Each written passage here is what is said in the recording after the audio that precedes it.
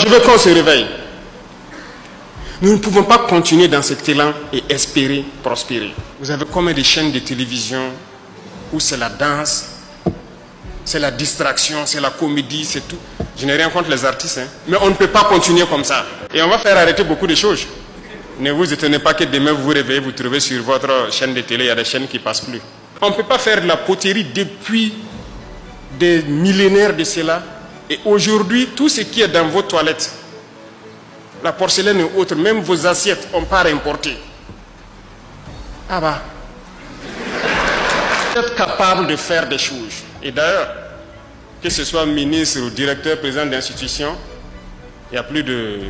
Depuis l'année passée, je disais aux gens, quand je faisais l'arbitrage, ceux qui ont les bureaux cassés ou quoi, j'ai dit de prendre des cailloux et puis caler, jusqu'à ce que ça ne tombe pas. Si ça tombe, fabriquez ici. Personne n'importera des meubles de luxe au Burkina pour ses bureaux. On fabriquera ici.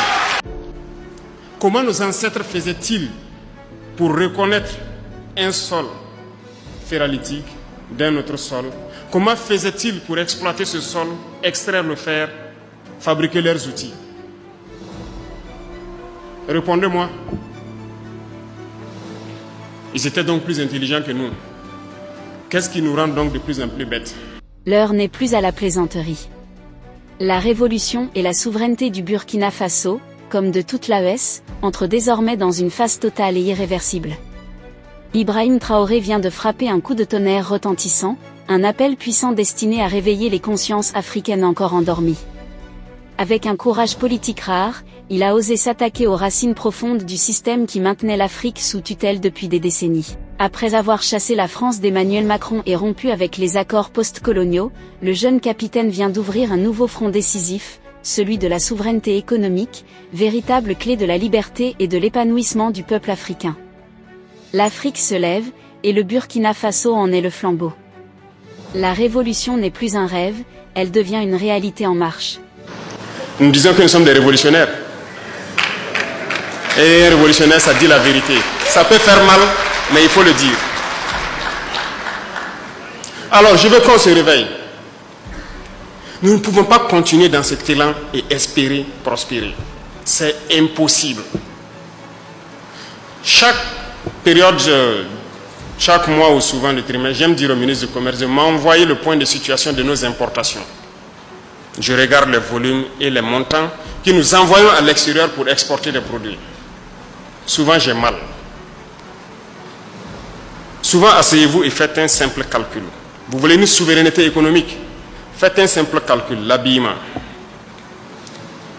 Si nous prenons 20 millions de Burkinabés qui dépensent 10 000 francs CFA par mois et par an pour s'habiller, c'est-à-dire et que nous importons cela, ça fait 200 milliards de francs.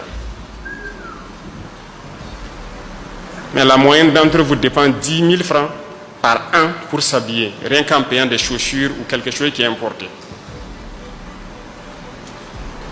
Sommes-nous vraiment devenus si bêtes qu'on ne peut pas s'asseoir, réfléchir et voir tout ce que nous amenons à l'extérieur et qu'on ne peut pas créer ici? Moi, je ne crois pas. Rien que l'habillement. Il y a beaucoup d'autres secteurs. Les chiffres sont là. Vous pourrez peut-être voir dans certaines statistiques ce que nous importons et qu'est-ce qu'on peut même fabriquer chez nous ici. La dernière fois, j'ai demandé à ceux de l'initiative présidentielle pour l'éducation de qualité, je ne sais pas s'ils sont là, de m'envoyer le point de situation de l'équipement des amphithéâtres et salles qu'on est en train de construire. Qu'est-ce qu'ils comptent faire? Comment ils comptent les équiper? Ils m'ont envoyé, j'ai pris le temps de lire le week-end, et j'ai vu donc combien de milliards de marchés devaient être passés pour les équipements. Vous voyez, dans vos amphithéâtres, les étudiants sont là. Dans les amphithéâtres, vos tables bancs et tout, dans les bureaux et tout ce qui s'ensuit. C'est beaucoup d'amphithéâtres en construction, donc c'est beaucoup d'équipements. Et j'ai vu donc les normes qu'ils ont mis et tout ça. Tous ces meubles donc devraient être commandés de l'extérieur. Puisque c'est, excusez-moi s'il y a des représentants de ces maisons ici, il y a des grandes maisons qui importent des meubles. Orca Déco, intérieur maison, j'en passe. Ce sont ces normes-là. Alors je les ai dit, voilà ce qui va se passer. Soit nous fabriquons ça nous-mêmes à partir de nos menuisiers, nos soudeurs ici, Ou bien vous rentrez en brousse, vous trouvez tous les bois morts, vous coupez des tabourets et vous venez mettre dans les universités. Lorsque les étudiants vont s'asseoir sur ces tabourets, si ça les fait mal, c'est sûr que parmi eux, certains vont avoir donc l'intelligence de créer les bancs que nous faisons.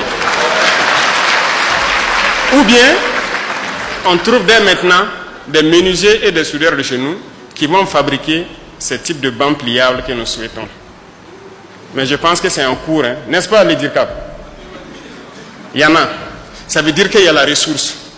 Mais pourquoi ces milliards devraient sortir pendant que des gens peuvent travailler à l'intérieur pour le faire?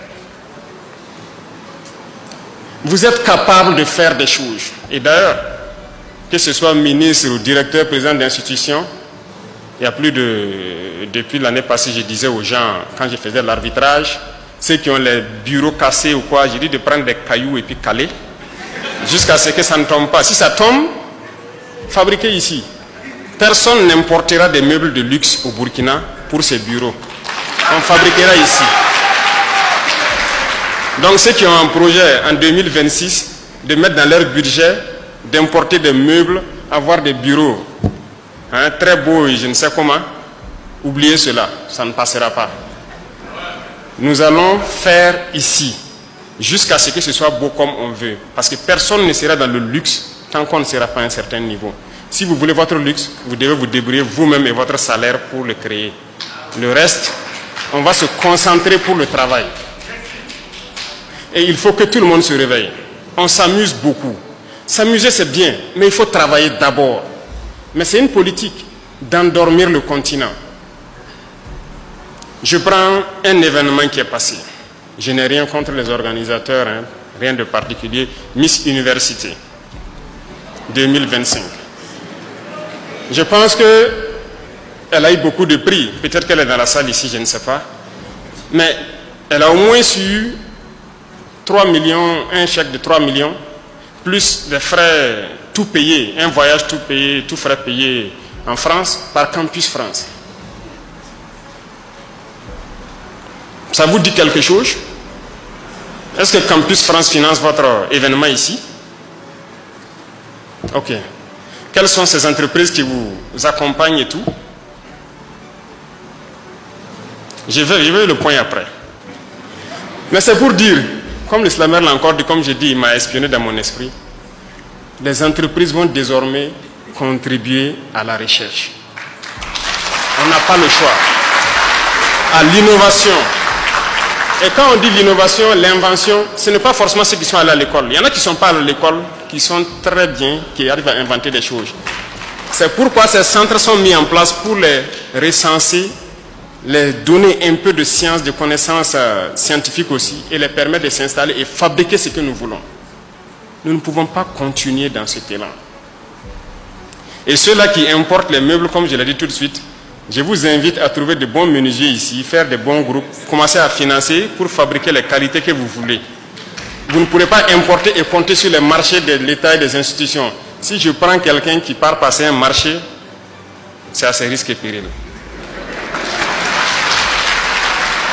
Il faut que nous travaillions.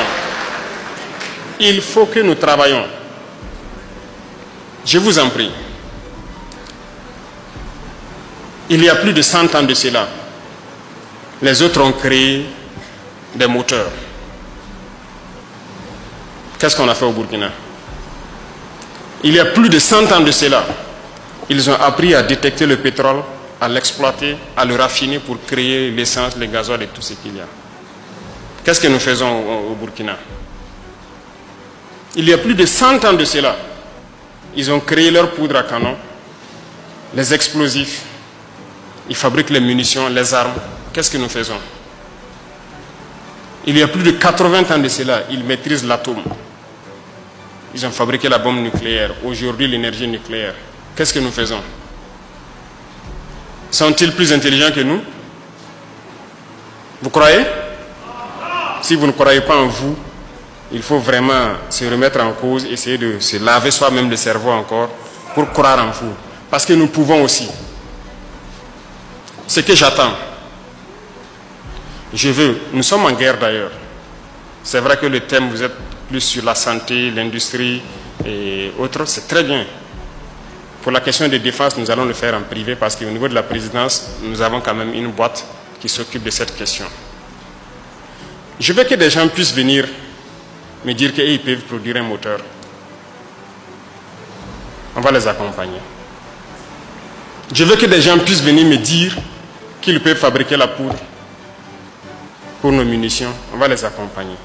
Je veux que des gens puissent venir me dire qu'ils peuvent faire des trinitrotoluènes, les TNT, l'explosif basique dans les obus, malgré qu'il y a des explosifs plus puissants que ça. On va les accompagner. C'est de ça qu'on a besoin.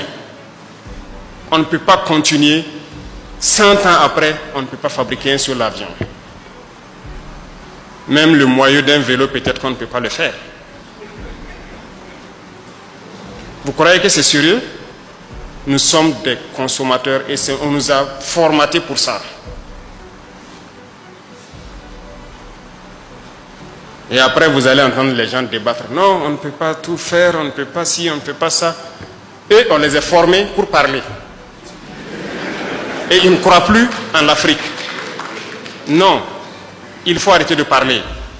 Il faut travailler. Et quand on travaille d'ailleurs et qu'on se distrait, c'est la meilleure façon. Mais on ne peut pas continuer. Vous avez combien de chaînes de télévision où c'est la danse, c'est la distraction, c'est la comédie, c'est tout.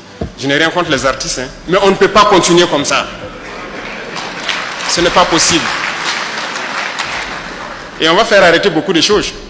Ne vous étonnez pas que demain vous vous réveillez, vous trouvez sur votre chaîne de télé, il y a des chaînes qui ne passent plus. Parce qu'on va le faire. On va obliger les gens à travailler. On est en mesure, nous aussi, de faire des choses.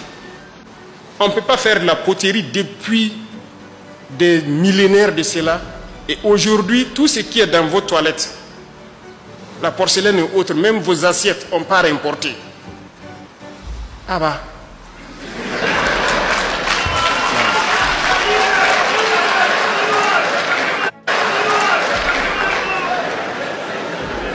Mettons-nous au sérieux. Vous êtes d'accord avec moi? Il faut qu'on change de mentalité. Et c'est possible. Croyez en vous. C'est ça le premier facteur. Croire en soi, qu'on est en mesure de le faire. Et quand on échoue en faisant, ce n'est pas la fin du monde. Il faut reprendre, il faut persévérer. Si aujourd'hui vous prenez un téléphone, vous le démontez pour essayer de fabriquer, si ça se gâte, ce n'est pas grave. Il faut demain encore le faire. Prenez votre propre moto, vous démontez tout et vous essayez de remonter pour comprendre. S'il y a des pièces qui restent, ce n'est pas grave. Il faut faire recours à autre chose. Hein? Comment nos ancêtres faisaient-ils pour reconnaître un sol ferralitique d'un autre sol? Comment faisaient-ils pour exploiter ce sol, extraire le fer, fabriquer leurs outils? Répondez-moi. Ils étaient donc plus intelligents que nous. Qu'est-ce qui nous rend donc de plus en plus bêtes? Il faut se poser les questions et les mots les plus justes.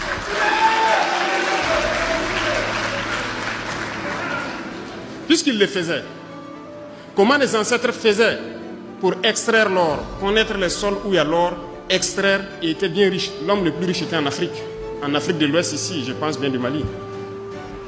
Comment faisait-il pour qu'aujourd'hui, à partir de quelques décennies en arrière, tous nos jugements d'or sont donnés aux autres pour qu'ils viennent exploiter et faire ce qu'ils veulent? Nos ancêtres étaient plus intelligents que nous et nous sommes plus bêtes qu'eux. Comment avons-nous fait pour devenir plus bêtes? Je ne vais pas manager le mot, c'est ça le terme. Nous disons que nous sommes des révolutionnaires. Et un révolutionnaire, ça dit la vérité. Ça peut faire mal, mais il faut le dire. Le capitaine Ibrahim Traoré s'adresse une fois de plus à la conscience nationale avec un ton franc et direct. Il rappelle que le véritable révolutionnaire doit dire la vérité, même lorsqu'elle dérange. Pour lui, le Burkina Faso ne peut pas prétendre à la souveraineté économique tout en continuant à importer tout ce qu'il consomme. À travers des exemples simples mais puissants, il démontre que des milliards de francs quittent chaque année le pays pour des produits que les Burkinabés peuvent fabriquer eux-mêmes. L'habillement, le mobilier, les équipements scolaires ou universitaires, tout pourrait être produit localement si la volonté collective existait vraiment. Ibrahim Traoré dénonce une dépendance économique entretenue depuis trop longtemps par la paresse, le mimétisme et la perte de confiance en soi. Il appelle à un sursaut d'orgueil national, à la production locale et à la valorisation des savoir-faire burkinabés. Les menuisiers, les soudeurs, les artisans, les inventeurs doivent être mis au cœur de la transformation nationale. Il s'attaque aux habitudes d'importation de luxe dans l'administration publique et promet que désormais, aucun mobilier ou équipement de bureau ne sera importé tant que les artisans locaux peuvent le fabriquer. Pour lui, personne ne doit vivre dans le luxe pendant que la nation lutte pour son indépendance. Ce discours est un appel au travail, à la discipline et à la création.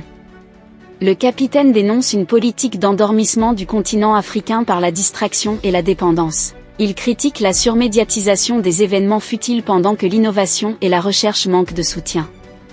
Il exige que les entreprises participent à la recherche et à l'innovation locale, car l'avenir ne viendra pas des importations, mais de la production nationale. Pour lui, l'invention n'est pas réservée aux diplômés, mais à tous ceux qui croient en leur capacité et décident d'agir. Traoré invite les Burkinabés à se libérer mentalement, à croire en leur intelligence et à comprendre que les peuples occidentaux ne sont pas plus intelligents, mais simplement plus travailleurs et mieux organisés. Il appelle les jeunes ingénieurs, les techniciens, les chercheurs à oser fabriquer, à créer, à produire, même dans les domaines stratégiques comme la défense, l'énergie ou la mécanique. Le Burkina doit apprendre à produire ses moteurs, ses outils, ses armes, ses explosifs, au lieu d'en dépendre encore un siècle après les autres. Il exige une rupture totale avec la mentalité de consommation et de soumission intellectuelle. Ce discours est un électrochoc, un cri d'éveil et de dignité. Le capitaine Ibrahim Traoré veut reconstruire le Burkina sur la base de la confiance en soi, du travail et de la production. Il annonce la fin de la dépendance et de la distraction, pour une nouvelle ère de responsabilité collective. Pour lui, la révolution n'est plus seulement politique, elle doit devenir économique, culturelle et industrielle. L'Afrique doit cesser de tendre la main et commencer à forger son propre avenir. La parole d'Ibrahim Traoré résonne comme un serment de renaissance. Le temps des discours creux est révolu, celui de l'action consciente et collective commence. Le Burkina Faso n'attend plus qu'on lui montre la voie, il la trace lui-même, pas à pas, marteau en main, cœur en feu. Le jeune capitaine ne parle pas seulement au peuple burkinabé, mais à toute l'Afrique qu'il exhorte à sortir de son sommeil séculaire. Son message est clair, produire, créer, innover ou disparaître. Désormais, la souveraineté ne se déclare plus, elle se construit. Elle se forge dans les ateliers, dans les champs, dans les laboratoires, dans chaque main qui ose bâtir un avenir libre. Ibrahim Traoré a rallumé la flamme éteinte du panafricanisme véritable, celle de la dignité par le travail, de la liberté par la production, de la puissance par la confiance en soi. Le Burkina Faso n'est plus à la croisée des chemins, il a choisi le sien, celui de la souveraineté totale. Et sur cette route nouvelle, une Afrique debout commence à marcher, fière, déterminée, irréversible. La révolution est en marche et rien, ni personne, ne pourra plus l'arrêter. Si ça vous a plu, n'hésitez pas à vous abonner et de cliquer sur la cloche de notification pour ne pas rater mes prochaines vidéos.